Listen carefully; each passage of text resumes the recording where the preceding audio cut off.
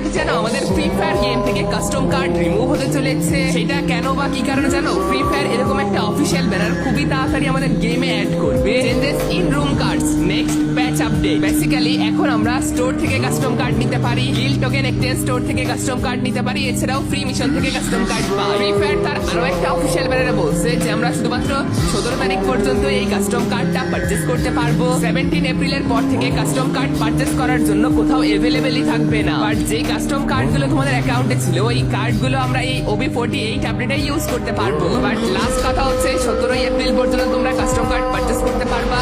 So যাদের purchase করার ইচ্ছা আছে পারচেজ করে নাও, অথবা পারচেজ করার দরকার নাই, কারণ পারচেজ অপশনটাই চলে যাবে। আর যেই যতগুলো কাস্টম কার্ড তোমাদের ফ্রি ফায়ার অ্যাকাউন্টে ছিল সেটা 21 মে পর্যন্ত নর্মাল যেমন কাস্টমাররা ওইভাবে ইউজ করতে পারবা। আমার অ্যাকাউন্টে অনেকগুলো কাস্টম কার্ড পড়ে আছে, তোমাদের ফ্রি ফায়ার অ্যাকাউন্টে কতগুলো কাস্টম কার্ড আছে অবভিয়াসলি কমেন্ট করবা। 21 মে এর আগে এই কাস্টম কার্ডগুলো ইউজ না করলে কিন্তু তোমার অ্যাকাউন্ট থেকে চলে যাবে আর ইউজ করতে পারবা না।